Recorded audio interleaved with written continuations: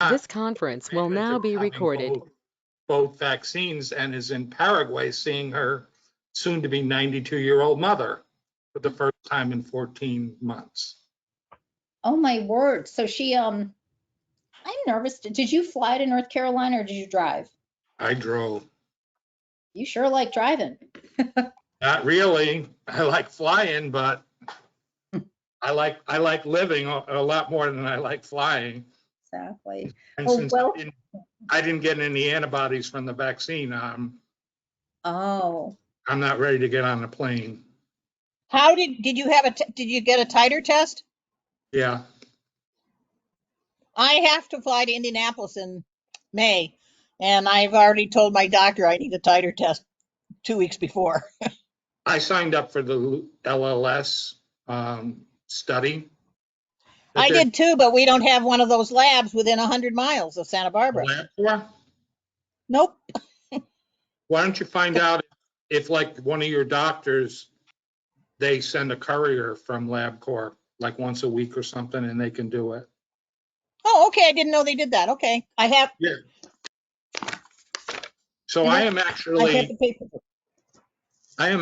in a hotel room in Burlington, North Carolina, which is the home of LabCorp. Piece of trivia. Oh. So, but anyway, my understanding is, they may not have a center, but many doctors and many hospitals. I mean, when I worked at Moffitt, they sent a lot of work out to LabCorp from the hospital. So I would inquire whether or not it can be drawn at your hospital and then sent to LabCorp. Thank you. That's a great suggestion. I was looking at one of the genetic tests that was done when I had my bone marrow biopsy back in February, and I didn't realize that went to LabCorp and was sent out of that was sent from Moffitt to LabCorp, and LabCorp did the test. So you may actually have LabCorp, access. It's just you'll have to do a little homework. Well, I do know that my genetic tests and some of my monthly tests go to San Diego. Like my immunoglobulin test goes to San Diego and another one. Yeah. So I do know some tests go to San Diego, but I didn't realize it was LabCorp. Well, it may not be. It may be one of the other companies or, a different hospital, but find out, if they have the ability to send labs to LabCorp. Thank you. And if you need the procedure number, just email me. Thank you. I will. Okay. Hi, Seth. Welcome to the meeting. Actually, Tom, I would later on in the meeting, once more people join, I would love for us to talk a little bit about that and make sure everyone knows that LLS is offering that to blood cancer patients, the test. So yeah, and there's a little bit of controversy about it because they have a program where they want to take your medical records and analyze it. But I learned yesterday or it wasn't yesterday because I was driving. Must have been the day before, that LLS will still let you participate in the blood cancer patient COVID vaccine trial, whether you agree to share your records or not. They're just trying to get, I think, a better handle on what different genetic markers may have responded as opposed to another, or what patients on what treatment or no treatment may have responded better. So that's why they're asking to share. I trust LLS. I think that they're a very reputable organization, and it's just like, in my mind, it's just like being in any other clinical trial. They're going to get all your medical information from, any place you've ever been treated. I've been treated in 2 cancer centers, because I started out here in North Carolina at Duke, and then I moved to Florida, and I went to Moffitt. And I've been finding that a lot of people, well, so I found that out before I signed up with LLS, that there was a way around it, that you didn't have to commit to it, but I still haven't received, they mail the papers, right, for the test? No, they email it to you. So there's some I received a secondary email, and you had to go through all the steps within that email to then automatically you get. I better think check that out. You either get a link, I don't remember exactly because it was about 2 weeks, 3 weeks ago, whether it was once I did that within the login, if I automatically got the lab slip and just printed it and took it to LabCorp, but they ordered 2 different tests. So they used the semi-quantitative S-spike test, and then they did another one. The one was to see if you had actual COVID. So I'll think of the name of it. So That would be good. My specialist didn't even know LLS was doing that. And she did ask me, was it a quantitative or qualitative test? I said, I didn't know. And she said, if it's quantitative, perhaps you should do it. right, She never speaks in absolutes. And, yeah. And she wrote it down to tell other people about it. She didn't know. So Yeah. that's very good to know. Her jury was out on it. Anyway, hi, Rick. Thank you for joining our ANCAN blood cancers group tonight. My pleasure. I'm seeing where my buddy Al is. Oh, good. Yes, he is becoming a regular here. So welcome, everyone. Let's just go around the room quickly, and then we can get into things that people would like to speak about this evening. You've gotten a little taste of some of the things we will talk about here. Thank you for being here. Ashley, we need to get you a ring light so that we can see you better and you can be illuminated for us. I know, it's really dim in my apartment. Yeah, I have one on each side ring lights just because of where my desk is. I can't just have one in front of me because the wall is there. But anyway, so I'm Michelle Nadine Baker, and I have CLL, and I'm in Boston. And I'll talk after you've all spoken about my week. I had a big day at Dana-Farber this past week, and I haven't had CAT scans in quite a while, and I had a lot of blood work, partially for the trial I've been on, and others just because it was that kind of checkup. So I'll talk about that later because it has bothered me. So Sally, how about you? How are you? You were the first one in here. I'm doing well. I'm Sally, and I'm from Santa Barbara. I live in Santa Barbara, California. I have multiple myeloma. Had a stem cell transplant 2 years ago at City of Hope in Pasadena, and I'm in complete response. Other than getting my energy and my walking and things like that back up to speed after a broken femur and a knee replacement. So I've had all that in 2 years. So, and I feel great. That's And good. happy Easter to everybody before I forget. Thank you. Excuse me. I think you actually, So tight. Thank you. Aaron, I think you actually joined a little before Sally. You came on a bit before. Okay. My name is Farron. I have non-Hodgkin's lymphoma. I'm in Atlanta, and let's see. I was diagnosed in 2010. I've never achieved remission, so right now I am about 2 years deep into a watch and wait. And I had most of my restaging tests, like my PET scan and blood work, come back Monday to let me know where I'm at. And so we need to do something at this point. Yeah. So Farron, regarding that, so I don't know if everyone knows, I know that Sally asked, but if you could share what it is you have and if so that people can know and maybe where you're treated. Sure. So I have non-Hodgkin's lymphoma. The subtype is cutaneous T-cell lymphoma. The subtype under that is mycosis fungoides, and then the variant is granulomatous Slack-skin syndrome. And I am treated over at Emory University Hospital.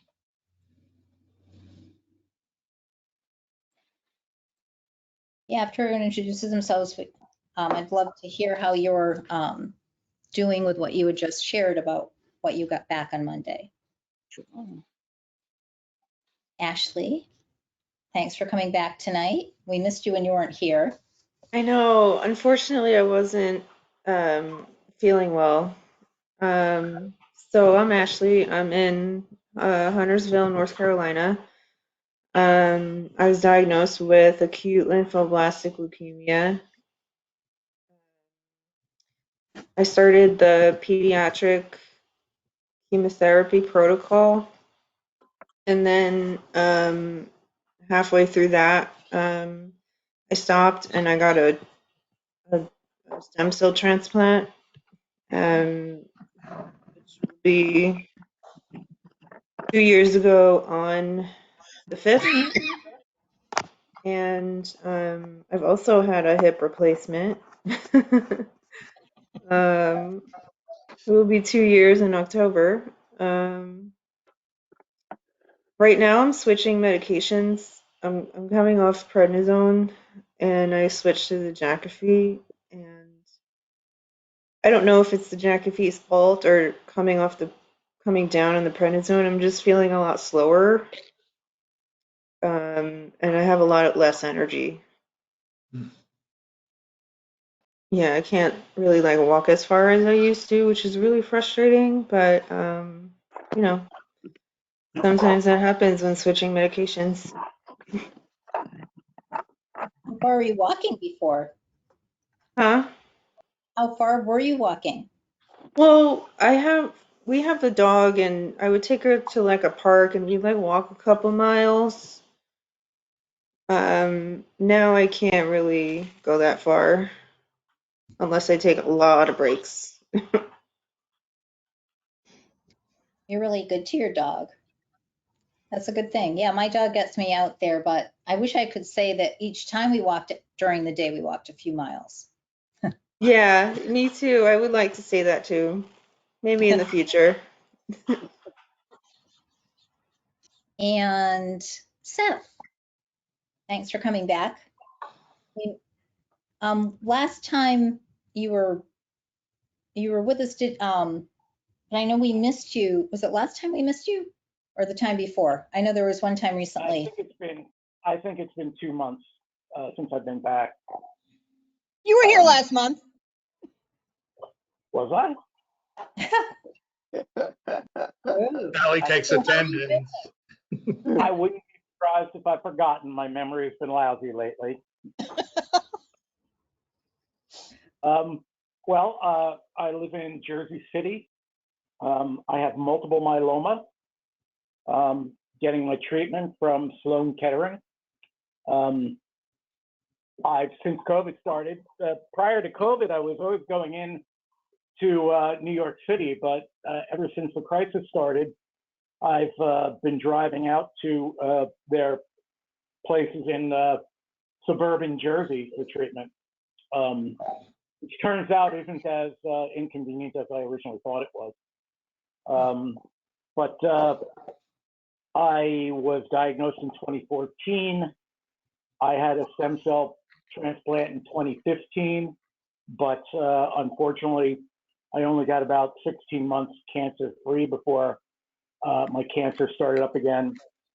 I'm currently participating in a clinical trial. I'm in like cycle 52, and it is my cancer is very well controlled by it, which is wonderful. But I have all sorts of complications and reactions to drugs, and currently I'm being tortured by arthritis, which is very bad, especially my left knee.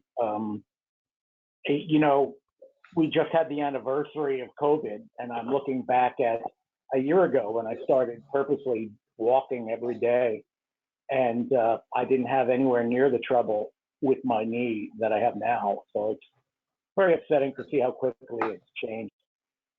I could go on and on, of course, but that's the big picture, I think. Thank you. Thank you for sharing. And what are you taking for your myeloma? The list goes on forever, but for myeloma, they have me on 2 monoclonal antibodies, which I receive monthly in a transfusion, and a 21-day cycle of pomalidomide, which is a relative of Revlimid, which I'm sure many of you are familiar with. So that's basically the treatment for, and dexamethasone. That's basically what they're treating me with for the myeloma. Okay. Thank you. Oh, forgive me, the big news. On January 31st, I tested positive for COVID. That's right. I remember that either you thought you might have it or that you were tested for it or that you told us. So how long did you have symptoms from it? A little more than 2 weeks. I was fortunate in that essentially I had a mild case, but I think a big part of that is because I immediately requested to get the monoclonal antibody treatment from Sloan Kettering. And their first reaction was concern because the supply was very limited. But I was approved for it the next day. And I think it had a big role in my recovery. So I had a more or less mild case, nothing but a low-grade fever for the entire time. And it wasn't fun, but it wasn't that scary. I'm glad it's over. Yeah, sure. And So, I gotta say this, the most annoying thing to me is how the hell did I get infected? You know, I believe I'm very cautious. Don't go anywhere without a mask. Mostly my exposures are at the supermarket, the pharmacy, and doctor's appointments. There might have been 1 or 2 shops also, but you know, I'm always conscious of how many people are in a place when I go in. So that's very, very frustrating for me. wow, How about anybody in your family? Could they brought it in? I live alone. Oh, wow. And you're on 2 monoclonal antibodies to begin with. Pardon me? And you're already on 2, but they must react differently then. I don't know. yeah, Yeah, but- they attach to different Yeah, proteins on the myeloma cell. Yeah, I asked a similar question, and my doctor said not all monoclonal antibodies are the same. In fact, they're all different. Huh. I'm grateful that they're around because I actually remember when I was first diagnosed, the oncologist started explaining it to me and said at that time that she could promise me 5 to 7 years more life. That was pretty stark at the time, but those drugs were probably in development, but they were not available at that time. And I think they've made an enormous difference. Daratumumab especially. Dara, yeah, I'm getting Dara and Nevo. Yeah. Are you getting Fast Pro or are you getting the infusion? I don't know what you mean. Fast Pro is the Dara that's injectable now instead of infusion. Takes 10 minutes instead of 4 hours. Oh gosh, well I got to inquire about that because yeah, when I'm getting my infusions, it's like at least 6 hours. Mm-hmm. No, just ask. It's Dara Fast Pro, and it's literally 10 minutes. The decision wouldn't be Sloan Kettering's; it would be from the people running the trial. So ask. Yeah, thank you. I will. It's a long day in the infusion center, unfortunately. That's yeah, I learned about that last week, Sally, about that, the new way that they Bass Pro, administer that. yeah. What Seth is doing. It looks like Kenny was here twice, simultaneously popped on and then somehow disappeared. Ghosted on out. both. Oh, actually, I'm sorry to interrupt, but I'm trying to get another opinion on a issue I'm having with the vaccine, and I wondered if anybody had any insight into this. I received my first dose of the Moderna vaccine about 2 weeks before I tested positive. And when it came time for my second dose, I was still had an active infection of COVID. The clinic contacted me. I explained what was going on, and they said, you're probably going to have to wait at least 2 weeks, but talk to your doctor. I spoke to my doctor. They said, yeah, that sounds about right. But the very next day, they called me back and they said, hold on a second.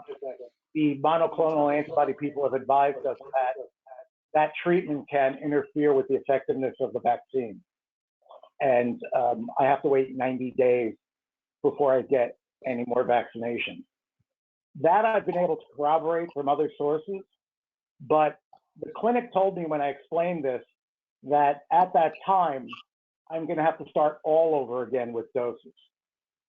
And I would like to hear more about that. I don't know who these people are at the clinic, except they were hired by Jersey City to stick people in the arm. So, I don't know what their expertise and knowledge is. I was wondering if anybody had anything to contribute about that. So the CDC recommendations are that no patient should receive the COVID vaccine for at least 90 days after their last dose of a monoclonal antibody. So in all likelihood, the dose that you received was basically futile, unless you've been tested and you did, for some reason, develop the antibodies.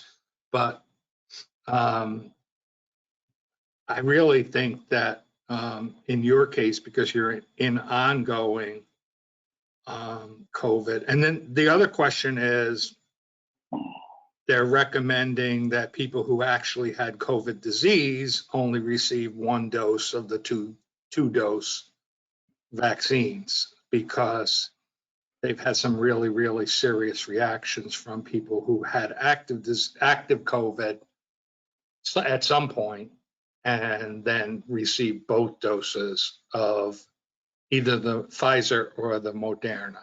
The J&J, there's not a lot of information out there yet. It's only been approved a couple of weeks, so there's not really a lot of talk about it because supplies are really, really limited. And so not a lot of people are receiving it. And a lot of the information we have on the other two are coming out of like the UK and Israel, which have done a much better job at vaccinating their patients. But in all likelihood, that vaccine that you received probably did not work. But one way to have it checked is to have the lab, have the antibody test done. Either get your doctor to write it. So I know that it's available from several providers. The only one I know for sure is LabCorp, and their procedure code is 164090. And so if you get your doctor to write an order for that, then they can test you and see whether or not you develop the antibodies. I actually had some blood drawn today, and while I was scheduled for an antibody test, the doctor failed to sign off on that, so they couldn't go ahead with it. So I'm waiting to hear when they'll schedule it again. Yeah. But thank you. Could you tell me where I can read about the issue of getting more than 1 dose after having been infected? I don't know where I read that, and but it was in one of the professional journals. So in case In case you don't know, in addition to being a CLL patient, I am a pharmacist. Okay, thank you very much. You're welcome. Tom, can you repeat that code number again? 164, 090. in case I can't get LabCorp to do it, I'll just call my doctor. Yeah. Okay.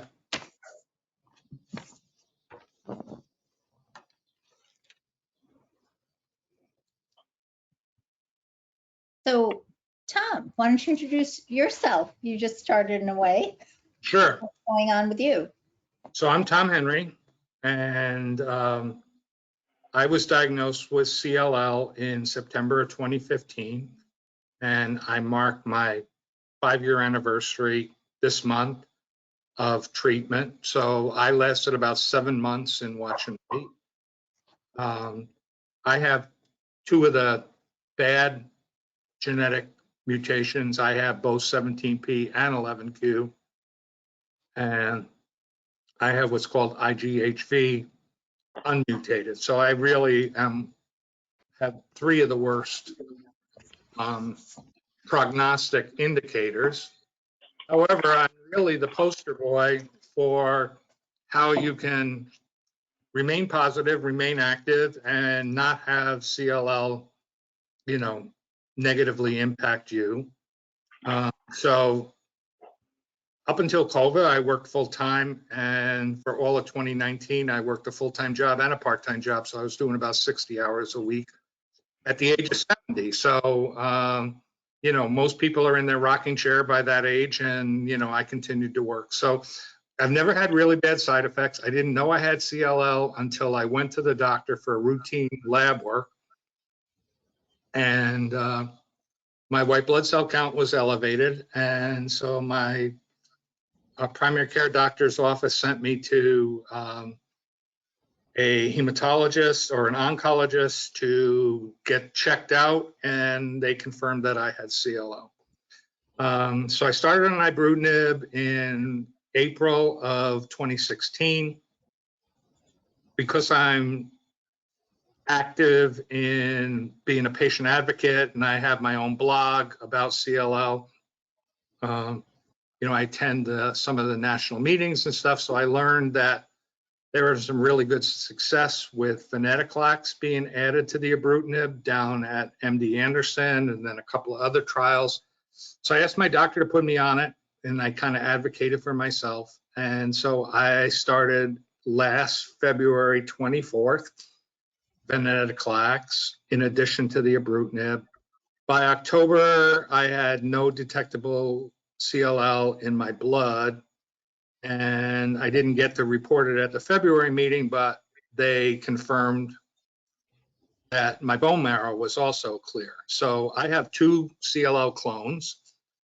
One of the clones they could not find at all, and in the other one, it was less than 1 cancer cell per million leukocytes that they looked at. So that's my good news. I try to advise people that, yes, you just have to try to make the best of it, and that you can live,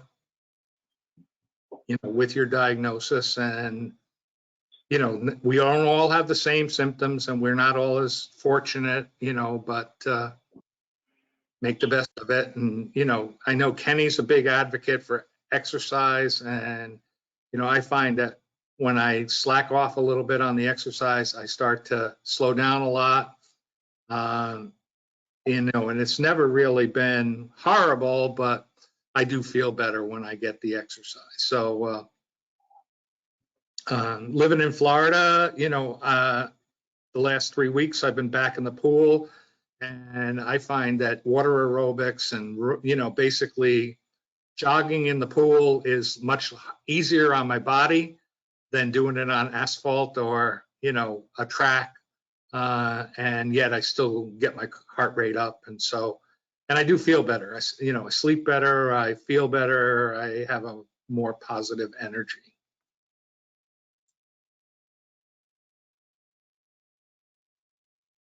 That sounds wonderful, but you probably trained pretty hard your whole life, right? Because of your military career. with You know, running? I was always the little pudgy boy from the time I was a kid in elementary school. And so, you know, exercise was not my, you know, forte. And yes, I struggled with the weight program in the Air Force, but I always managed to get my weight under the limit on weigh-in day. Was I under the limit the next month? Probably not. Or the month after that? Probably not. But if you know when you're going to get weighed, you just make sure you don't weigh more than you're supposed to. And Yeah, a lot different than the Air Force. You know, when they go out in the field, they sleep in a tent. And when we go out in the field, we stay at the Holiday Inn.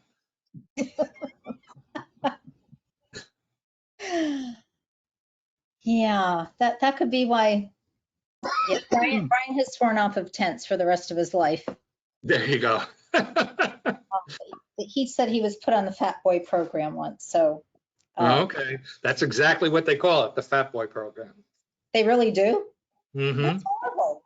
I thought that was his joking. No, Gosh, that's what they call it. You're on So- the Fat Boy program, boy. Wow. So, Kenny, Sally has something to report to you, but let's hear in from you. And by the way, Tom is in North Carolina tonight, as is Ashley. So you all have you almost have like a quorum here to be in North Oh. Carolina. Yeah, I think actually that gives us majority. Right? Yeah.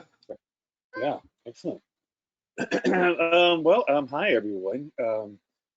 My name is Kenny Capps. I am the director for an organization called Throwing Bones for a Cure, and our mission is to encourage blood cancer patients to stay healthy and active through treatment and beyond. And so our core programs insist upon education and the encouragement for that, assessment for making self-assessments to determine physical abilities going forward, plans, which is leading to our coaching network, and of course, gracefully, mercifully, thankfully, Rick has allowed us to be a part of this, and we get to brag about this too. So I'm very happy to be here. And like Tom said, I am a strong advocate for purposeful movement, physical fitness, and have been for many years. The fact that I have cancer, as well as see the benefits of it, is just you know what? That's a bonus. I get to talk about cancer now, and how fitness is a part of making this something that we can all live with, quality of life and so forth. And I know that y'all are probably sick of me talking about it ad nauseum, but it is it's part of just living. I won't call it a way of life. It's just life. So, anyways, so thanks for being here. And Sally, what did you have to say? Did I interrupt something? No, you didn't interrupt anything. I was just talking to Michelle before you got here. And last month I said I was going to try to get to 1,000 steps a day, trying to get walking again better. And I not only got to 1,000. It was 10,000. I thought you said something like that. No, not a day. I thought you were just jamming on that stuff. Anyway, not only did I get to 1,000, but as you can see, I don't know if you can see this, but I'm averaging 1,500. Right on. And on 2 days straight, I did 2,500. Is that with the myeloma coach thing? Are you tracking it with? Well, yeah, I'm doing that as well, but that sort of got me off my patoot to do it. That's right. And you. You know what? We call that an extrinsic motivator, and at the beginning, we all need those. And most days, we all need those for something, right? Just to get going, and then until we sort of we channel that into some sort of an intrinsic motor because, hey, I actually like this, and then you go, all right, I'm gonna keep doing this. Well, so between a broken thigh and a knee replacement, all within a 2-year period, and not next to each other, but a year apart, it's just sort of slowed everything down. And then myeloma on top of that. That's how they found the myelomas when I kept telling the doctor I didn't have shin splints. Well, was that due to a lytic lesion? Sally? I had a lytic, it turned out to be a lytic lesion on my lower leg, and the doctor, after my femur broke, there was nobody mentioned myeloma. I went on a 18-day cruise, and I kept complaining I had the doctor kept telling me I had shin splints, and that's why my fibia hurt. Came back, said it's not shin splints, and because the regular x-rays didn't show anything, we did a CT, and there's a quarter-size lytic lesion on my fibula, and he said he was surprised it didn't break, but that's how they found the myeloma. Yeah, that sounds painful. I'd rather have So shins. that's why I was on I've gone from walking and running and hiking and everything literally to a scooter, to a walker, to a cane, to not needing anything now. So that's one of the interesting things about myeloma is the association with the bone lesions. So do either of you have any idea of like what percentage of myeloma patients? 85% have lytic lesions Of Wow. some sort. Yeah, that's the same of some number I sort. heard. Yeah. And there's a great They don't propensity always of call people. it There's a great propensity of those people. It's normally a compression fracture of the back. I'm just very fortunate that I only have a small lytic lesion on my spine. Yeah. That's Seth, do you have a compression fracture? I have two. Yeah, I've got two in my back, compression fractures, and then I've got I got lesions all over the place. That's including my skull, and obviously they're going to hit the smaller bones first, but I actually have one on my hip also that's a decent sized one. Sternum, scapula, collarbone, and yeah. So, but yeah, definitely in the L range in my back. So that's where the compression fracture. So I'm sure I'm actually shorter than what I tell my doctors usually. People lose 2 to 3 inches, literally. Yeah. But my collarbone says the doctor said the collarbone looked like it had been eaten by a mouse. He said across the top of it. And but the good news is I had a CT in February or January of this year, and the report comes back from the radiologist saying that some of the smaller ones have actually healed, and the big one in my lower leg looks like it's trying to heal. I mean, it'll probably never close up, but the bone around it is getting a lot stronger. As we get older, it takes a lot longer. And Tom, you can possibly back me up on this, but it seems like as we get older, it takes a lot longer for things to recover than it would have maybe 20, 30 years ago. And so they've said that some of those things don't fully reform, from what I understand, but there's some things you can do. And one of the things, again, not to beat my drum again, but resistance training, is actually a great way to actually strengthen bones, not necessarily build bones, but certainly that. And of course, once maybe if we can control that myeloma a little bit, maybe even do something like Zometa, did you do the Zometa infusions, Sally? Very often what they can do is they can shut down your osteoclast, which are taking away your old bone, which is one of the enzymes. The enzyme is taking away the supposedly old bone, which of course for us was taking away the good bone. And then now that we've kind of controlled that myeloma, hopefully is one of the goals, at least putting into a sort of a maintaining, then you can start rebuilding the new bone.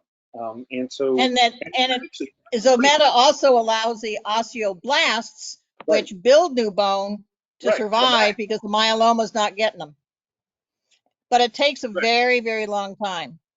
Seth, you're muted. Yeah, there you go. Thank you. I had a problem with Zometa. I had an issue where I was getting mysterious breaks, bone breaks. This went on for quite a while. They reduced my dose of dexamethasone, which helped. But the endocrinologist, I finally told him about a non-healing fracture in the foot. He connected the Zometa with that problem. The best I understand it is that it can talk to you later. Get in the way of new bone formation. It's a meeting in Boston. so they immediately stopped Zometa. Now he has me on Forteo. But you were talking about lesions and compression fractures.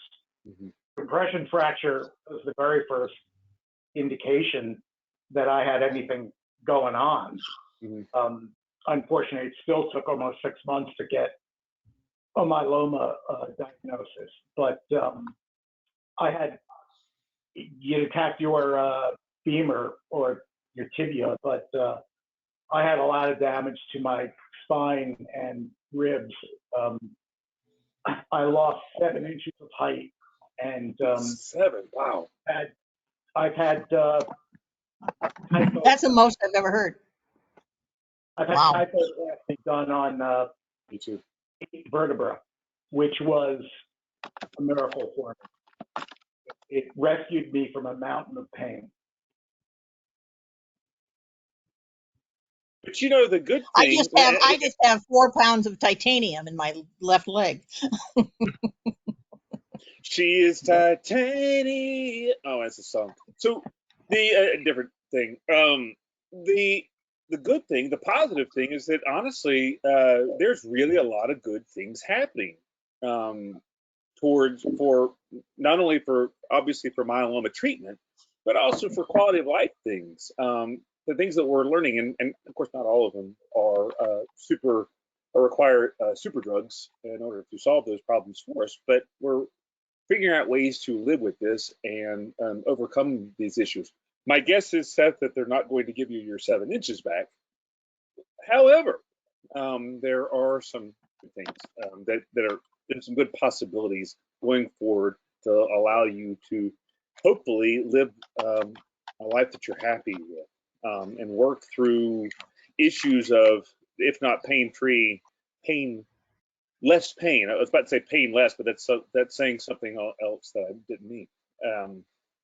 But so there really is so much. I mean, and even in just the short time, relatively, that I've had or just been diagnosed with myeloma, it's amazing how far they've come as far as, again, treatment and focusing on quality of life issues. It's just absolutely astounding. So there is hope. And there's a great deal of things that we can do. It's just finding them. Sometimes you got to look. And also you have to assume that they're there and don't take no for an answer. So I would like to chip in a little bit about zoledronic acid because I have some experience. If you are being placed on long-term hormone therapy, the protocol is that they do a bone density scan. A lot of docs forget to do it. Fortunately, my doc did do it. And when it came back, and I was 56 at the time, it said I was osteoporotic in my spine. So marginally osteoporotic. I was right on the osteopenia osteoporosis border, minus 2.4. So they gave me 3 doses of Zometa over 2 years. And I changed my exercise habits and I increased the amount of resistance exercise that I was doing. And I also tried to make sure I was doing resistance exercises that would help my spine. What were you doing at the time, Rick? But before that, what were you doing? When you said you changed them, what were you doing before? Well, I'd been doing mostly aerobic stuff and running. Are you still cycling much? I was cycling a fair amount, and I had just started to row. I started rowing in the May of 2007, and I got diagnosed in the August of 2007. So I probably found out I was osteoporotic at the end of that year, but I had just started rowing. I think the rowing was really helpful because I think that was the right type of a mixture of resistance exercise along with aerobic. Anyway, the bottom line of the story, I won't make it too long, is that It's a good story. over 2 years, I reduced my T-score from -2.4 to -0.9. Now, how much of that was the Zometa? How much of that was changing my exercise? I don't know. But I'm actually gonna go with the third option, that it might have been magic.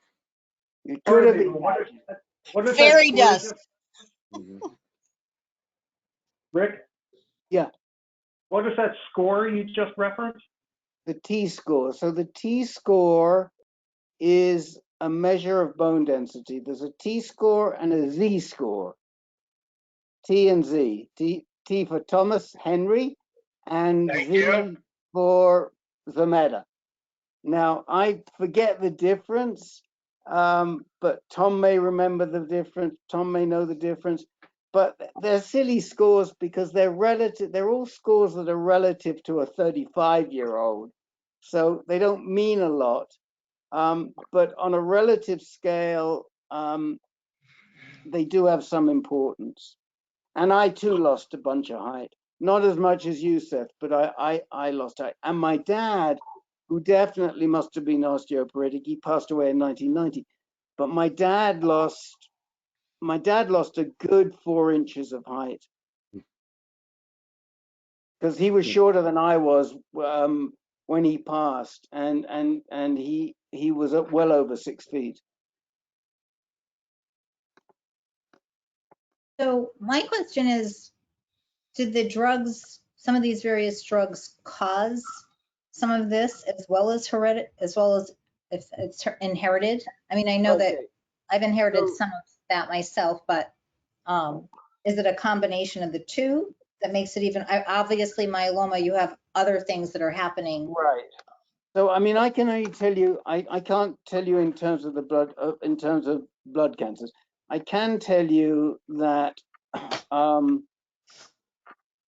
one of the reason why they test you if you're going on long-term hormone therapy is because when you have no testosterone or estrogen in your body, it significantly weakens the bones.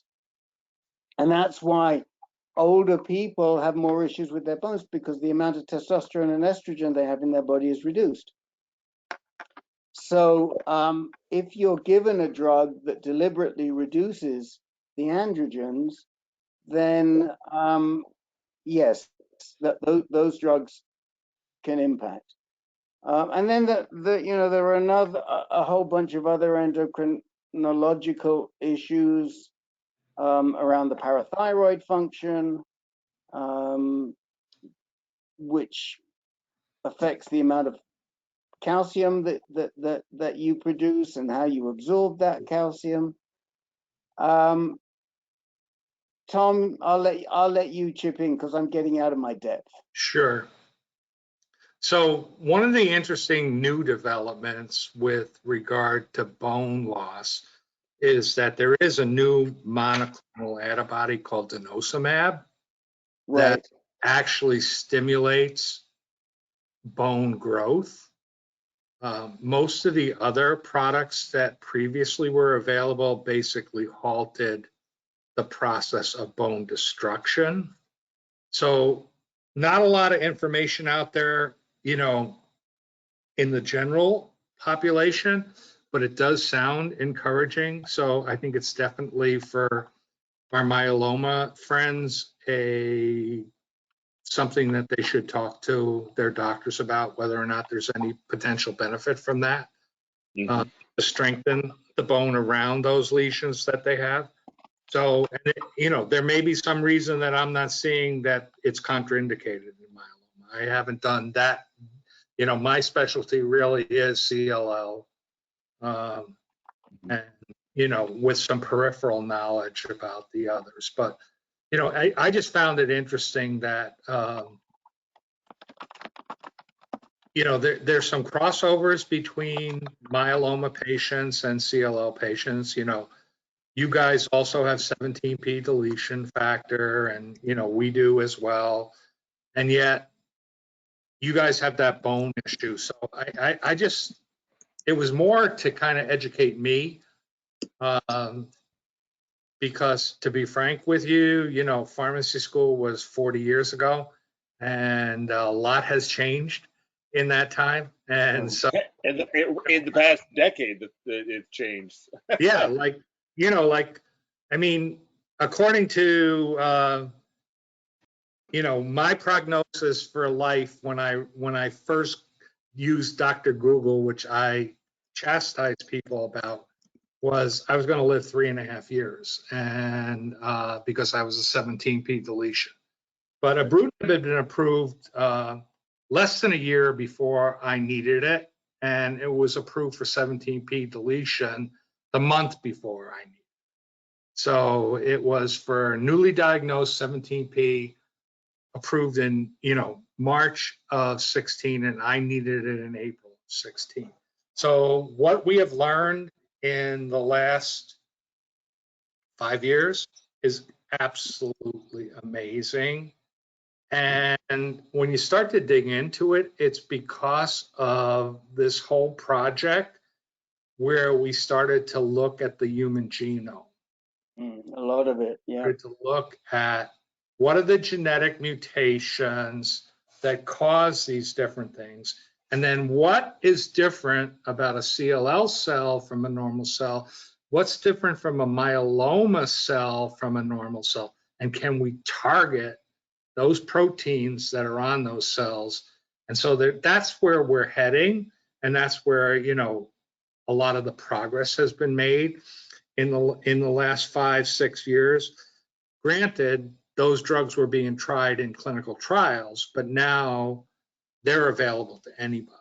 So, Tom, along those lines, can I ask you a question? And it's really more along about data collection and data sharing, and of course building a database of information that's shared amongst research organizations. One of the things that, and again, I discovered this fairly early on with my relationship with the MMRF, the Multiple Myeloma Research Foundation, is I didn't realize how little there was in terms of data sharing, whether it's commonalities within genetic components of the individual with multiple myeloma. And I'm assuming that the same thing is true across all cancers, especially blood cancers. There just wasn't a lot. It was institutions that were saying, no, that's our data. We got it. You get your own. And because we had this paid for because of this particular fund, they paid for us to do this study, and so they were reinventing the wheel every single time, and they weren't collaborating except when they got together at ASH or ANCO. I mean, it's just stupid.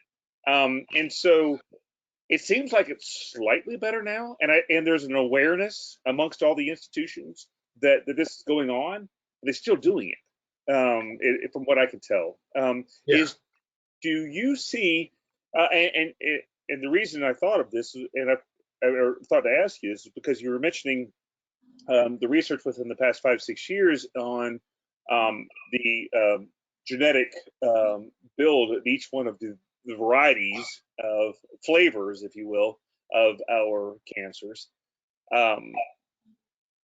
It seems to me that we're going at a glacial pace in terms of, again, sharing data that should, I mean, if we're going to find commonalities amongst potential variants of these diseases, it seems to me that we need to see as many versions of these variants as possible, correct?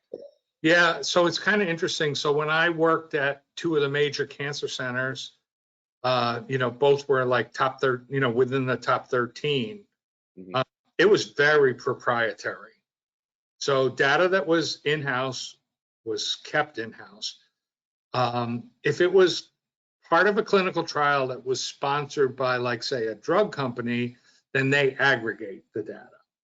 But there's a lot of study that's going on out there where they don't share.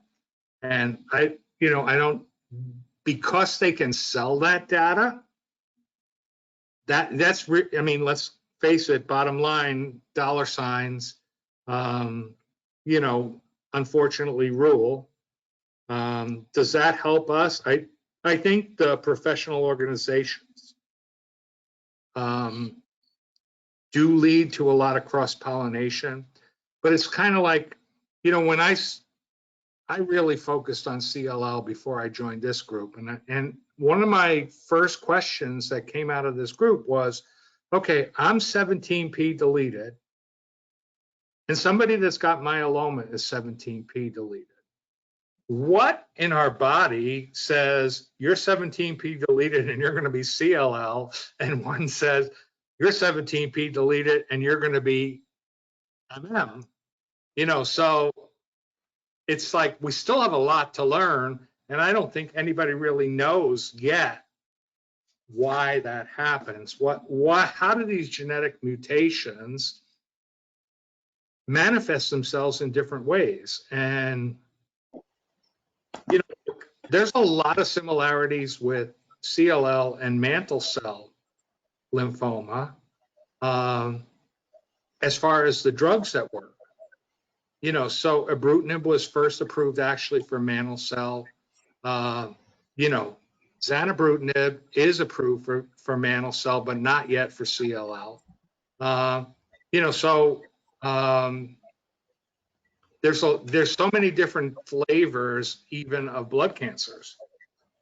So like Farron's case, I really hadn't heard of that cutaneous variation of a non-Hodgkin's lymphoma, because CLL is also a non-Hodgkin's lymphoma. And then you've got a very aggressive non-Hodgkin's lymphoma called diffuse B-cell lymphoma. So, what's controlling all of these different variations, and how do they manifest themselves? So it's still there's so much that I still need to learn, and I made it a promise to myself when I was diagnosed that I am going to spend a minimum of 15 minutes a day learning something new about my disease. I love that in so many ways, Tom. Not to derail your comments, but the fact that you just said that I promised myself that I was going to spend 15 minutes a day doing this is how I encourage people to start doing a thing. Remember I talked about, I just sort of joked with Sally about extrinsic motivators and intrinsic motivators and sometimes doing things. I do that with myself on just about every part of my life because I've discovered that it works in so many ways. I mean, and I've been doing this probably like 20 years, but let's say, for example, there are things that I know that I want to accomplish. I mean, and of course, there are some things that I just do because it's just what I do. Not to sell it short the value or how much work that I put into something, but sometimes I just do it because I've always done it. It's sort of like, I wash my hands after I go to the bathroom, things like that. But it's just what I do, because that's what you do. We all were taught to do that. Well, maybe we're discovering who doesn't do that now. But anyways, that's a whole other thing. So, but we all have these sort of things, and that's kind of how I've learned to live my life, is you pick those moments. You say, I'm going to do this, and then I'm going to be proud of myself because I did that thing. And so what you're doing is actually you're educating yourself and you're making yourself better, whether it's a better advocate for patients, or whether it's just more knowledgeable so that you can help yourself, or whether you can sort of be there and to learn about that thing. You've set yourself in motion to just do a thing. And obviously 15 minutes could comprise spending 10 frustrating minutes on Google and 5 minutes actually looking at a white paper. So let's change one thing. What's that? We don't look at Google, we look at Google Scholar. Right. Oh, right. Yeah, very, very true. Yeah, that's right. And actually, that's really good. My brother, who has his PhD in neuroscience, is on there, and he's kind of the one that set me in motion with that. And also PubMed, which is also a value thing. Of course, it's not always, you can't always see the white papers with PubMed. You have to wait for the published thing unless you have a contact. But nonetheless, but my point is You could do that with everything in life. Man, it makes life so much more valuable because you get to pull those little things. You're going, what are the things that I need to accomplish? And then you set those things aside by going, I'm going to read a paragraph. Make sure I read a paragraph every day of whatever book it is that I put on my nightstand before I go to bed. I'm going to make sure that I finish a glass of water, whatever. You know what I mean? But things like that. I'm going to make sure that I do something that actually gets my heart rate up for 5 minutes, even if what I'm really going for is 45. But I hit this 5, I did something, and it's a feeling of a sense of accomplishment, and it moves us forward. And it might, that one thing like you just did might charge the rest of your day, charge the rest of your week. Just put your head in bed and make it happen. That I managed to keep that schedule of learn for 15 minutes a day, in addition to a full-time 40-hour-a-week job and a part-time 20-hour-a-week job. Now that I'm kind of semi-retired, obviously I'm putting a lot more time into it, and I mean, to write one of my blog posts is probably an 8 to 10 hour effort, and I do those every other week. And so, it's like learn, read, just we need to know, as blood cancer patients, I want to know what's my next option. Where do I go if I fail, and how do I advocate for myself? So there's nobody more interested in you than you. And so, like I said, I advocated for myself to go on dual therapy and wiped out my cancer. And how long that will last, I don't know. But we have to fight for ourselves. We just have to say. I mean, I couldn't agree more with you, Tom. I mean, one of the essences of ANCAN is that you be your own best advocate. Yeah. And if anybody here has bought any of our swag, it says it right. Oh, Sally did. And it says it right on there, doesn't it, Sally? You are your best advocate, right? So, Sure. yeah, I mean, we so agree. And that's what I do as a coach. There you go. That's one of the first things I do as a coach is get them out of this fear, first of all, and the surprise, and, breathe.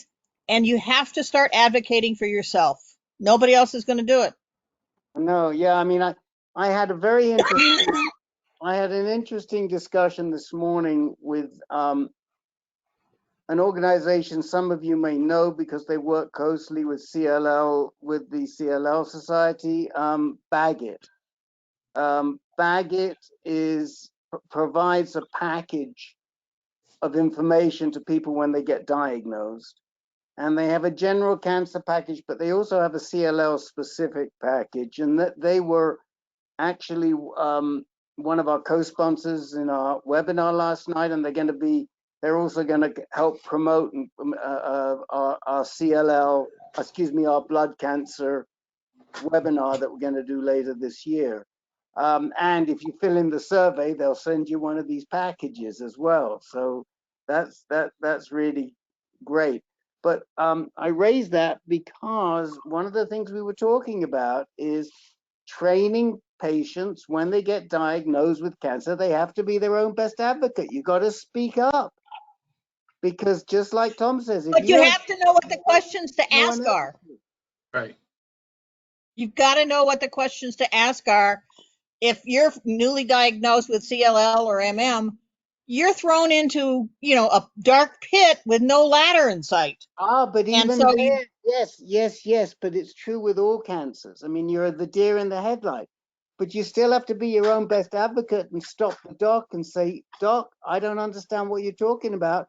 Explain it, and not just sit there in awe of the doctor, which is what a lot of people do. So yes, you're right. Because they're terrified, You come to a group like this. Look, Seth has learned a couple of things out of this, and he's going to go back and he's going to talk to his doctor about these things. but he's not intimidated. Seth isn't intimidated about talking to his doctor. Whereas if he was immediately diagnosed, it might be a different situation in terms of how comfortable he felt in talking to his doctor. Plus, Newly Seth might diagnosed take people nunchucks or don't something. feel that. Yeah, weapons. Yeah, I agree. In fact, I talked about, I don't know if any of y'all were on the cure panel that I was on a couple of weeks ago for Myeloma Action Month. And one of the things, and that was kind of one of the questions that was asked of me, Rick, was talking about being your own advocate and challenges, or at least that you have to overcome when talking with your oncologist about treatment, also initial diagnosis, about what the first things that you do. And I agree with you, but I also said that I think is one of the accessibility challenges that we always face, because in some ways, in many great ways, that's a lack of accessibility of quality health care for many patients, regardless of resources or money or anything like that, is because they don't understand, and they also feel uncomfortable making decisions based off of limited information that they might receive from their oncologist, or even understanding what it is that they. Can I go tomorrow 7:30 or still early? That's a little early for me, but I'll Mute make sure there. oh, that's all right. I'll make sure I'm dressed and up and. Can you mute there? Thank you. Woo! So yeah, that's one of the challenges I think that we all have, because again, it's not even so much fear or being scared of something. I think it's also just overwhelmed with the amount of information that's thrown at you. Even if you're a Tom Henry and you understand a lot of the terminology, it's a load. I mean, because that particular issue is about you. Yeah, it is, Kenny, but I think that part of the purpose of these support groups is to try and help and teach people how they can become a better advocate for themselves and make them feel comfortable. Farron, I see you nodding your head about being your own best advocate. Tell us give us your experience on that score, because clearly we're striking a chord there, darling. Yeah, it's been, let's see, so I was diagnosed officially when I was 21, and that's just kind of an odd age to, you have all these doctors, all these people that have years of experience, and you don't want to come off as rude or I know more than you or disrespectful or anything like that. And so it was so difficult for me to say something's not right, or I don't think we should do this, or even, I'd like a second opinion because I didn't want to be offensive. But right, yeah, that's totally valid. Yeah. Over the years, I guess it's just kind of worn me down, and I'm old and bitter, and I'm still polite about it. Yeah. But I'm not afraid to say, I want a second opinion, or this isn't right. Because I know on the other side, if I don't speak up, what the consequences are. And I'd rather not go through that. But being your own advocate, it's so tedious. Everything from paperwork to understanding your condition. And the tedium has a chilling effect, right? I mean, so like you said, it shuts you down. It does. Yeah. It does. Learning how to communicate, not just like with your care team, but each care team member. They like to be spoken to a different way or in a different manner. And yeah, it's been a long journey. It's not something you learn overnight. And I would love if once a person got diagnosed, there was some kind of class that you could attend and kind of learn a couple tricks before you get thrown down this rabbit hole. It seems to me, and this is just my impression, and y'all can tell me if I'm wrong, but it seems to me that the people that are here tonight, there's only a few of us, but it seems to me that most of us feel comfortable in speaking for ourselves. Again, let's say we moved past the overwhelm part, and we're moved past the fear part. But again, you can't entirely put yourself in every position to handle every situation alone. It's so hard.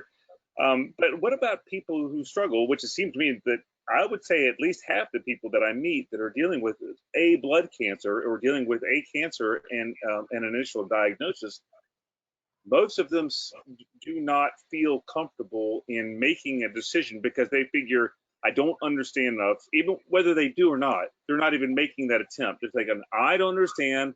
This person went to school for a really long time. They've got this certification. I need to trust that what they're telling me is the best thing for me. When the reality is that that's their intent, but it's very possible that that healthcare provider is not asking enough questions either, or not giving enough options, because their thinking is, I'm just going to make the best decision for them, and then if something else comes up, sure, great, I'll listen, but I've got to move on because I've got another patient. And again, it's not mean spirited, but it just is. So That's why Health Tree started the myeloma coach program, about a year and a half ago. And we, teach people how to, or we try, we encourage, we find resources, we encourage, keep in touch with especially newly diagnosed patients and give them the tools that they can learn, and not all at once, but slowly. For instance, on Health Tree, there's 129 videos just explaining what myeloma is. And I don't know if CLL or something has a similar coaching program through LLS, but it would be great if they did. It's So just like Tom, I would love to tell you why your 17P works like myeloma, but everybody else would want to understand it. Think about the Kenaclac, I can't say it, the Kenaclac. Yeah, it's only good for one particular kind of myeloma, which is the 11-14 transformation and or 17P. So I'll get to you later. I have an idea. We don't have a lot of time left, but I think this would be such a great thing for us all to do right now, and great for the recording, and we could push the recording on the basis of it. If we go around each person and they have one suggestion for making yourself a better advocate, or what would they tell a new person to make them their best advocate? And let's see if we can come up with 7 different things. So if somebody takes your thing, you have to think of another thing, right? You can't say, oh, I agree with Michelle. No, that's not going to count. So, and I'll tell you what, I'll make it the most difficult. I'll go last. So that's put in. So there are going to be 6 suggestions before mine. Michelle, and I'm going to write them down because maybe we'll make a blog post out of this. What am I supposed to be saying now? Just a sentence, otherwise we won't have time. Well, I agree with Michelle. A sentence saying, I'm sorry, I was busy. Someone from our group that didn't show up tonight just wrote, so I was Michelle writing wasn't paying attention. I wasn't saying, I'm like, I'm in Michelle, the corner. I have to go to the Wonder Woman. There I am. See? Maybe someone else could go first. 'Cause I wasn't. All right, well, Sally, you can go first. Go on. The first thing I would probably tell someone to advocate for themselves, not to how to get through this morass, is learn as very, very much about your disease as you can. And you can use different sources. Don't use Dr. Google. I found sources through Facebook pages that are dedicated to multiple myeloma, and there are about 5. And I'm sure that there are Facebook pages for patients dedicated to CLL or non-Hodgkin's. So you can get suggestions from them, and they can take you off into other websites that can give you good information about your disease. Okay, Seth, you got to unmute. You got to unmute, Seth. And then there you go. Okay, what is your suggestion to a newly diagnosed person to be their best advocate? Well, I'm sorry, Rick, you've got me a little stumped. I can't think of anything beyond what we've discussed here today. You can, When you were talking about nodding aloud, just being your You best can- you advocate, can- I was you often can- thinking you can- about. you I can was bring thinking up about. something we discussed today. You can bring Well, I up was just something. thinking about the doctor. I was just thinking about how doctors can often rush you through a consultation, not giving you enough time to consider what they've said and ask follow-up questions. One thing I've always been impressed with is they don't seem to do that from Sloan Kettering. I'm very grateful for that. But anytime I see a specialist outside of Kettering, I'm always reminded of that. They never have enough time for you. So do you have any techniques to slow down the doc and keep him in the room? Because that's what we're looking for. Because you've identified a problem, but we need a solution. I think it goes back to what we've already discussed. You have to be prepared. You have to be knowledgeable. You have to be ready for them. That's a good one. Good one, Farron. Oh, Farron, you took mine. Now I'm in trouble. Oh, no, You took mine. I was echoing what Mr. South was saying. Mine is different. Oh, Okay. okay. There you go. All right. You Go wrote- ahead. What's yours? Mine, so I bought a binder. I'll show you. Since it's been 10 years, mine is 3 inches. All 10 my years? medical stuff is Wow. in You here. gave us your age. My pro tip is buy the business card organizer things, this, and keep all your Yeah. doctor's cards in it. I have mine from before I was diagnosed. So I know every Wow. doctor I've ever had. Wow. That's a little OCD, Farron. That's a little OCD. Aaron, I'm just going to tell you that you're still less than half my age. It's helped me so much over the years. Wow, that's Okay. impressive. Diagnosed Thank at 21, been treated for 10 years. Tom does the math. I still got her by double plus. Plus how much? Oh, all right, Michelle, we're coming back to you now. You Bring it. also, no, I could say you all said what I'd say, but it's all that. And one of my things is so the situation like Seth was saying or anyone else, I usually say, if you have a question, if your doctor says something either you're questioning or you don't understand, or like what Tom did, and he, of course, a lot more than most patients, but don't be afraid to ask your question. Ask the question. Don't be afraid. Your doctor is a human being as well. And if you don't agree You for take whatever that back. and if you don't agree for whatever reason, don't be afraid to ask, to say why, and then find out what their explanation is. I know my doctor, unless I ask, I've learned, unless I ask it, I'm not going to find it out. And you have to get to know Okay. what type of person you have. So, Right. Okay, Kenny, what's your tip? All right. That's really an opening for all sorts of either crude jokes or sarcasm, but I'm gonna leave all of that alone. I'm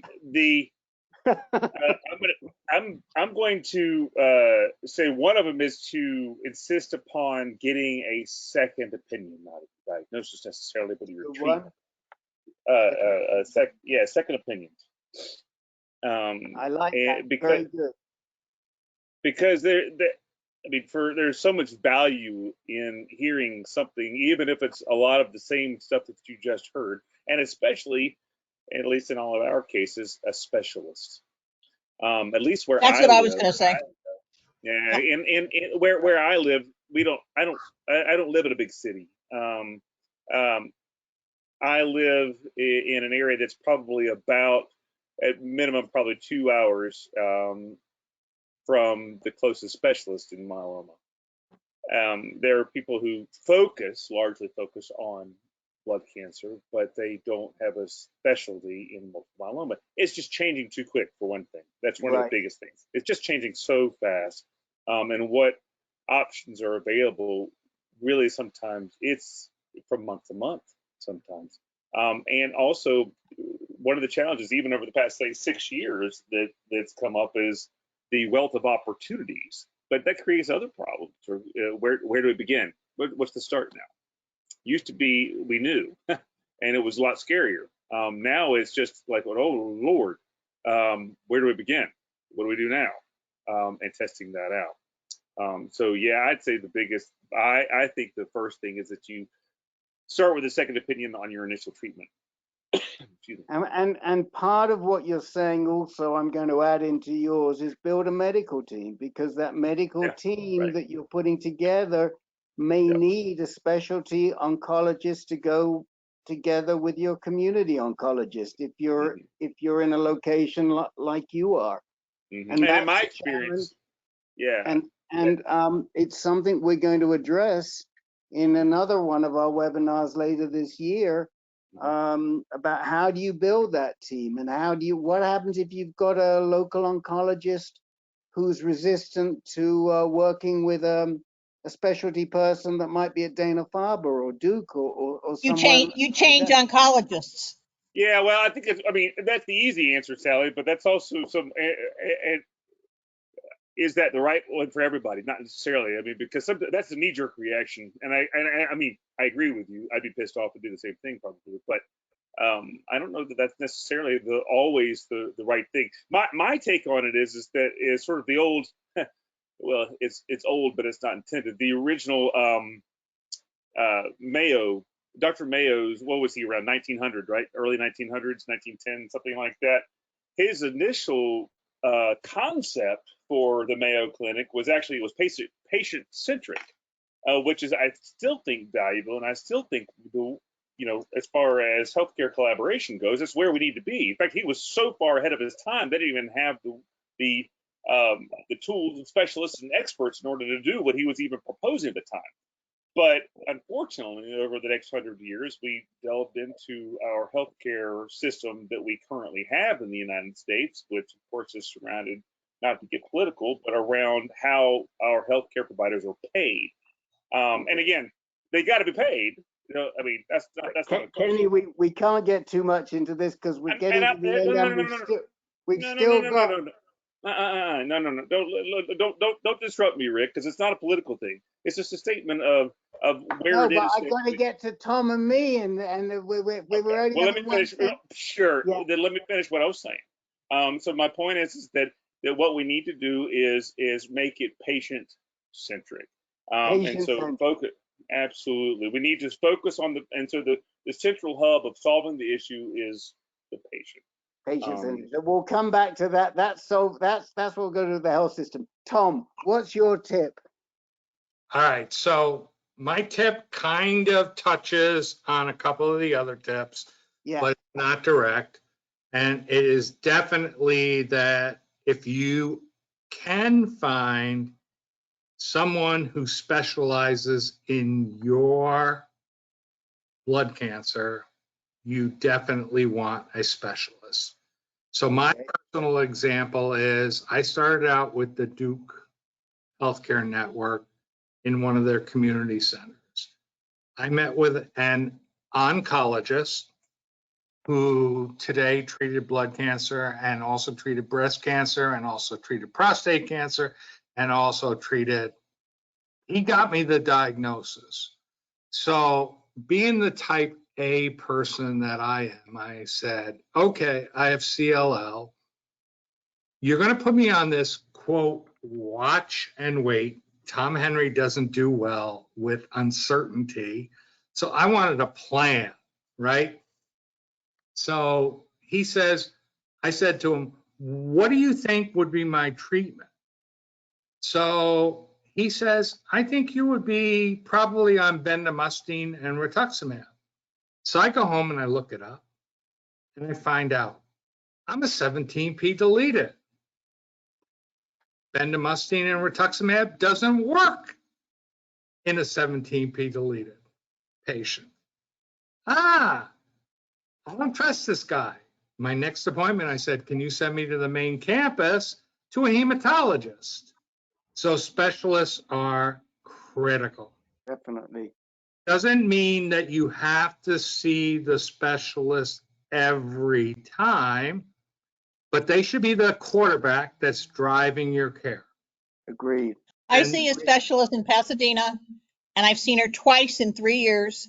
And all my oncology work is done by a oncologist up here because, you know, and all my blood work, we've worked a deal out with City of Hope that I can get all my blood work here. We can send it there. So I don't have to drive 125 miles back and forth. That's it. I mean, when we talk about CLL, I know people that live in New Jersey, Ohio. You know, they both of those states have major CLL treatment centers, but they jump on an airplane and go to MD Anderson, the #1 cancer center in the United States, to see a CLL specialist once a year, once every 18 months, they're the quarterback. They're the person who says, this is the way we treat it. I'll work with the local oncologist to get the routine every 3-month checks, all of that kind of stuff. The other thing is getting that second opinion. So with us CLL patients, we're kind of fortunate that the CLL Society, which I serve on their medical advisory board, does have a service where they will provide a free second opinion for CLL patients. I don't know if that exists for the other blood cancers, but that's a great service that if you just want to have somebody evaluate your chart and look at your labs and talk to you, that you can do it. So there's a lot out there. I think that, you know, you have to have a specialist on your team. And if you see them once every 6 months, once every year, and see somebody else in between, that's fine. But with CLL, we know that patients who have a specialist on their team, #1, live longer, and 2, have better outcomes. Yeah, and yeah, we see that in other cancers too, and just so agree with you. Okay, so I'm going to give you my tip, but I'm also going to highlight Farron's tip because I think it's incredibly important that she put in the chat window, which is write your questions down beforehand and make sure your doctor takes the time to answer all of them. Well, I'm going to go one step further. Write your questions down and give the doctor a copy. Because if you write those questions, and you have to be a little bit sensitive, don't give him 20 questions. Try and keep it to between 6 and 10. Even 10's a lot. But if you give them 6 questions, they will answer every one if you give them a piece of paper. Why? Because that piece of paper has to go into your medical record if you've handed it to them. And they don't want to take the chance of not having responded to something that you wrote down. So it works. And if you haven't tried it, try it. Your doctor will stay through the time it takes to answer all those questions. It is so important. And my original tip, well, that's sort of my. Can I add just to that, Rick? Let me just add one little bit to that.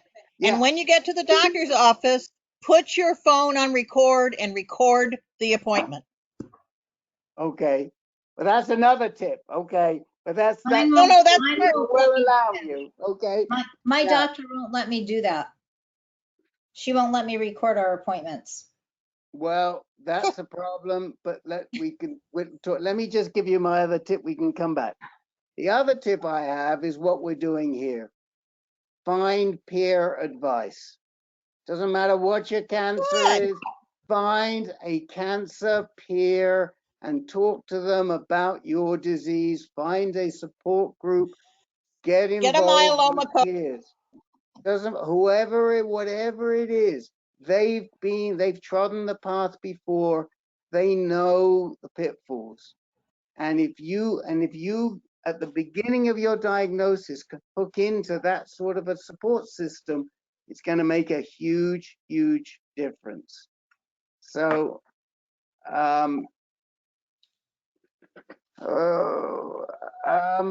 we lost Kenny. He says, good night, everybody. Lots of love.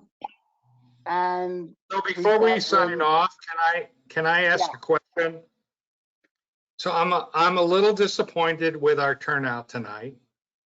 And I'm wondering, what can we do as the 6 of us that are still on the screen to see the screen a little fuller next month? So we all have our networks. We all have people that we know that have our type of cancer. Can we all go out and ask one other person to attend next month? Can we set that as a goal? I've Great. already asked for it. You've asked for, okay. I mean, I sent out Michelle sent me the list today. 3, I have like 600 people on my mailing list for my blog, and I sent out 2 months ago an invite, and I got none. So I think it's like, it needs to be a one-on-one, not like a broadcast kind of thing. But how do we grow this network? How do we get people to understand that, hey, you know, we are not really like pushing scientific, yet we are pushing a little scientific. You know, how do we get people to say, hey, you know what? I want to be a member of that group and I want to be here next month. Well, I think one thing that you can do is we have a recording, and people can listen to the recording and maybe point them to the last half an hour, so you don't sit through the thing, and let them hear how we just came up with 7 or 8 great tips about what do you do to get a better appointment out of your doctor. Yeah.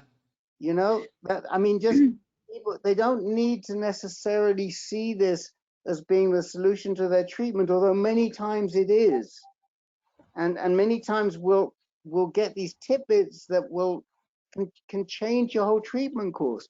But there's other things that are happening in these groups too, and there's camaraderie, and there's you know, they're just good to be in here. And the more often you come back, the more you look forward to seeing somebody in the group. And so whatever you can do, Farron, thank you so much. I think that's really important. We have some flyers, not for the blood cancer group specifically, but I think it mentions the blood cancer group. So I'm putting a note on here, send Farron flyers, or if I don't, Alexa will send you a flyer, okay? Yes. So Thank you. that'll help. We have it in PDF, and I think we have it in JPG or PNG, so that it can be used either way. It can be printed out, can be used other ways. But whatever you guys can do, yeah, it would be great. And I really appreciate Tom raising it. It's frustrating because these are good groups. I think if, you know, among the 6 of us that are on the screen, if we each invite one person to next month, we double the group. Okay. So, you know, I mean, when you stop and think about it, with Rick, Kenny, Michelle, and I all being, Rick is the host and Michelle, Kenny, and I are moderators, we really only had 3 other patients. Yeah. And there should be just more interest in our group. All right. And Tom, I'm giving you an assignment. The assignment is you've got to call Kenny and give him the same speech. I will. Thank you. Michelle and Kenny and I joke around about every other day. Okay. And I have to say, you're right, Tom, in that the way I've gotten some people when they come, when they're able to attend, is one-on-one. Yeah. versus as I think it through, like if either I know them or don't on Facebook and I see something they've said, or like, and it's funny, Lydia, I had just Facebook messaged, and she missed the invitation this month, but she and Susan from Canada are in touch with each other all the time now, which is Good. wonderful. That's But, fantastic. And Susan, I can't remember if it's today or tomorrow, she's supposed to start treatment. And I thought she would be with us. I think she said last month she would She's come. from Manitoba, right? Yes. Right, Yeah. right. So, And I think she questioned her specialist because she didn't think that what the specialist was recommending might be the best treatment. So there again, we get back into that self-advocacy thing where you need to know what your options are. Yep. yeah, You know, Rick, your friend Al, his first meeting here, he didn't want to talk, right? Yeah. His wife spoke, right? That is a common thing with people, and I think particularly with males. You know, he didn't want to learn, he didn't want to know, and now he's a regular participant. Yeah. And I don't know where he is today. I'm he taking took, him he up took right the up. earmuffs off, right? He's listening, right? So we have made a difference in one person's life. What we want to do is make a difference in 20, 30, 40 people's lives. So And that's we will. we're asking you to ask one person to come with you next month. It just takes time, and And we're new. and we'll get there. We'll Yep. get there. All right. Well, Michelle, listen. you're going to send a copy of the recording, right? Yes, the recording will get posted. I will let the moderators know, and then they put it wherever they want to put it. But yes, the recording will be hopefully posted by tomorrow. And by the way, you Posted can, where? we post it on our YouTube channel, Answer Cancer Foundation YouTube channel. I'll put the link to our channel. Or just email one. Sorry? I was just going Yeah, to I see think if it would be Michelle great could just email me it when she have gets the it. email link or have the link. Well, yeah, we'll send you the specific email link, but if you want to look for it before then, that's the link to our email channel, and it gets posted on that channel. Perfect. Okay, thank you. Okay. And I usually, what happens is, but sometimes I forget, I see it on there, and as soon as I see it, I send it out, because I don't do that. One of our volunteers takes care of getting them posted. And as soon as I see it, I say, oh, I got to send it out back to the moderators, which I will do. But if you want to look for it ahead of time, that's our email channel, and you'll find it on there. That's where it goes. And some other good stuff, like our webinar from last night that turned out to be excellent. So, and we're doing the same webinar for blood cancer, we hope, later on in the year, as we did What was last this night. one? What was last time? It was on inherited mutations. What kind? Inherited mutations. Ah. And so that's the question that comes up with CLL. Is it inherited? Is there familial? okay. And there's a little bit of evidence, but not a ton. And where does it come from? Does it come from your mom's side, or does it come from your dad's side? Mm-hmm. Tends to come from your mom's side. Oh, really interesting. Yeah, so interesting. But Oh, CLL wow. is a disease that's predominant in males, like 60-40. So that's interesting. why does any family issue come from your mom's side? So lots of things to ask and lots of things to learn. So these webinars that we call the talk, we did 3 last year, we're doing 2 this year. I don't know how many we'll do next year. they are specifically, they're less technical and they're more about how does your family talk to each other if you're carrying a disease. So last night it was, if you've got an inherited mutation in your family, how do you talk to your kids about it? How do you talk to your parents about it? How do you talk to your siblings about it? How does it change family dynamics? And we had 4 different pairs and a couple of speakers from some other nonprofits. One of our pairs happened to be a medical oncologist who co-directs the UCSF Center for BRCA Research. And she was on with her 20-year-old son.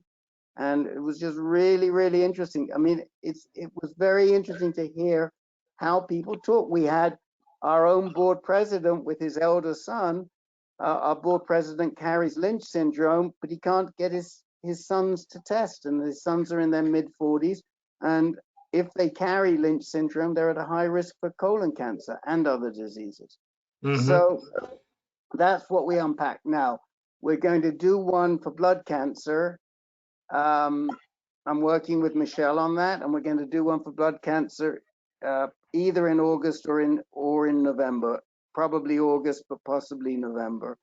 And we're putting it together. And so we'll go from there. So watch this space. It'll be good. Perfect. And then we've got a bunch of other webinars coming up. BJ Miller just committed to a webinar with us where we're going to be talking about managing your medical team. If you don't know BJ Miller, he has 12.5 million views of his TED Talk. He's he was for many years a palliative care doc. He's an amazing, amazing man. And we've got other stuff coming up of a more general nature too, as well as specific ones. So yeah, I want to end, if we can, with what did we learn tonight? So for me, what I learned tonight is that 85% of my myeloma colleagues have bone lesion issues. So I'm going to pass that on to Michelle and say, what did you learn tonight? I learned that in looking at the human genome is what started a lot of the research and progress being made for all of our respective blood cancers and other diseases that are out there. I never realized that that was what gave lightning speed to all of this. And Farron? So a lot of what you guys talked about tonight was technical, and I didn't understand it, I'll be honest. But I did recognize the name Zometa, and I take that to lower my calcium in my blood because I have hypercalcemia. So I'm gonna go do my little research and figure out other ways it's used. I didn't know it was used for anything else. So Farron, if you have any questions specific, give me an email, tomhenry@cllpharmacist.com, and I'll try to help you. Thank you. And I can help you how it's used in MM. Okay. Thank you. All right, Sally, what did you learn tonight? I learned 17P is also in CLL, and I'm going out to find out if it's also linked to the translocations the same as on myeloma, and whether or not you're heterozygous or homozygous on deletion P. So I've got research to do. Interesting. And Seth? What did you learn? I learned that there is a fast injection available for daratumumab. Thank you, Sally. And You're welcome. Can't wait to ask my doctor about that. And you did state the right thing, that according to clinical trials, they may not approve that, but the one thing about clinical trials is they change at a pretty rapid rate. And so your question may get you the opportunity to use that shorter duration treatment. I believe it's a subcutaneous injection as opposed to an IV infusion. So, and there are other drugs like rituximab that they have developed recently that can be given short-term by subcutaneous injection as opposed to an IV infusion. So I'm glad that everybody learned something. I learned one other thing. Well, I learned a lot, but Tom, when you were saying about it would be from the mother's side for CLL if you were to inherit, because I also just learned in the CLL town hall by Patient Power that one of the doctors mentioned that they at least they think that on hereditary, it's 7 to 8% of patients have inherited CLL. So that was, I knew that it was being researched. I know that my specialist was one of the people researching it, but I didn't realize they had found that number, and I didn't realize it would be the mother's side, because I always, for whatever reason, I always figured it was my father's side. Because it was rumored his mother had. It's unusual because, CLL is a 60-40 male-female split, but genetically, it seems to come from the mom's side. So it's very interesting, and I think we're still very, very early, but it all goes back to what we talked about earlier, is understanding that human genome and how these various different arrangements of genome really affects us with our cancer. So it's a great way to understand the disease, but two, it provides us with, say, targets within that genetic code that we can attack to treat our cancer. So lots and lots of interesting stuff. Thank you all. This has been wonderful. I think we should end every one of these like that, Tom. And yeah, I think we need to learn. I think we need to ask the question at the end, what did you learn tonight?